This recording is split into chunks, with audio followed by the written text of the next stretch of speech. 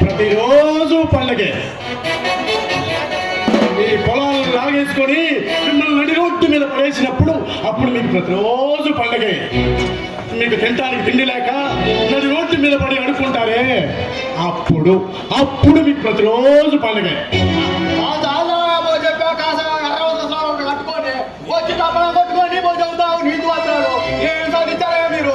ఆ నీలో పోయి అందరూ చచ్చిపోయారు. కానీ నీకేం బాగా చదువుతావు, మేము ఇక్కడ చచ్చేది మా పిల్లలు. ఎకరం వరి నాటితే 20 బస్తాలు కూడా రాలా, ఎట్టుబడి కూడా రాలి, ఏం చేయమంటా అందుకోక. దీంట్లో అర్థం కాకపోవటానికి ఏముందిరా, నేను చెప్తాను వినండి. అప్పుడెప్పుడు దశాబ్దాల క్రితం దున్నేవాడిదే భూమి అన్నాయి ఆనాటి ప్రభుత్వాలు. వ్యవసాయాన్ని రైతుల్ని ముందుకు తీసుకువెళ్లాలని పంచవార్షిక ప్రణాళికల్లో జై కిసాన్ జై శివాన్ అన్నారు. కానీ ఈనాటి ప్రభుత్వాలు సెజ్జుల పేరుతో పచ్చగా పండే ఈ పొలాల్లో సెజ్జులు పెడతామని, వాటిలో బీర్ ఫ్యాక్టరీలు పెడతామంటున్నారు. ఇదేమి అంటే ఇదంతా కలిసి పారిశ్రామిక విప్లవం అంటున్నారు, డెవలప్మెంట్ అంటున్నారు. డెవలప్మెంట్ డెవలప్మెంట్ డెవలప్మెంట్ ఎక్కడుంది డెవలప్మెంట్? ఎక్కడుందో నేను చెప్పమంటారా?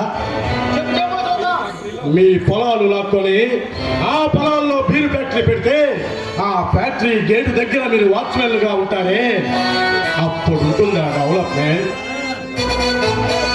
అదే బీరు ఫ్యాక్టరీలో తయారైన బీర్లు తాగి మీ పిల్లలు మద్యం మత్తులో నుండి రోడ్డు మీద గిలగిలా కొట్టుకుంటుంటే అప్పుడు ఉంటుంది ఆ డెవలప్మెంట్. ఆ మత్తులో బైకులు వేసుకొని నన్ను రోడ్డు మీద పోతుంటే ఏ బస్సు గుద్దో లారీ గుద్దో నిలువున ప్రాణాలు పోతుంటే అప్పుడు ఉంటుంది ఆ డెవలప్మెంట్. పిచ్చి వాళ్ళారా, డెవలప్మెంట్ ఎక్కడుందో నేను చెప్పమంటారా?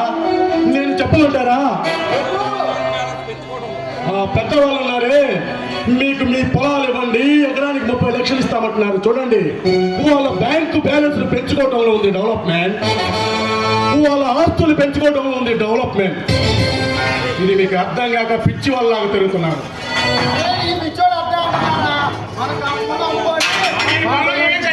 అమ్ముకొని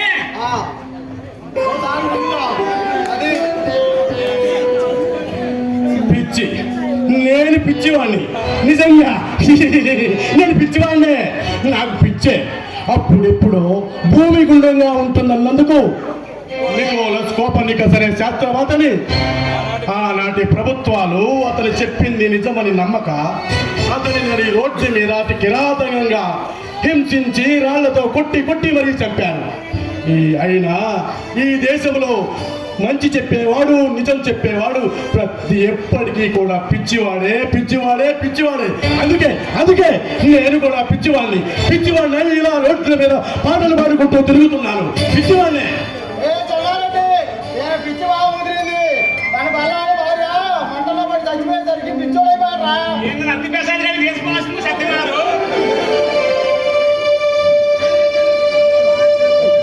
అందుకే పిచ్చి వాళ్ళ పాటలు పాడుకుంటే ఎవరైనా వందే మాతరం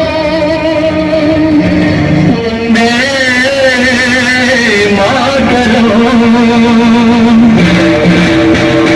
వందే మాతరం వందే మాతరం వందే మాతర గీతం భగతమానుతున్నది, వందే మాతర గీతం భగతమానుతున్నది, మారుతున్నది ఆచరం మారుతున్నది, మారుతున్నది ఆచరం మారుతున్నది.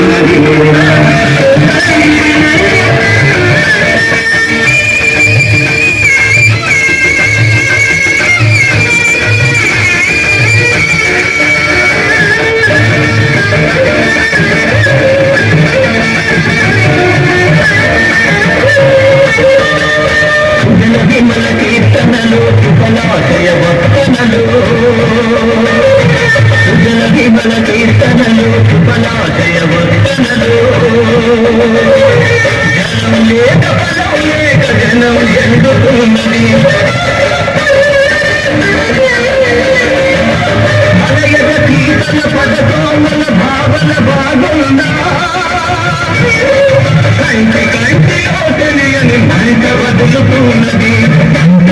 మారుతున్నది తరం మారుతున్నది ఆకరం మారుతున్నది తరం మారుతున్నది ఆకరం మారుతున్నది వందే మాతరం వందే మాతరం.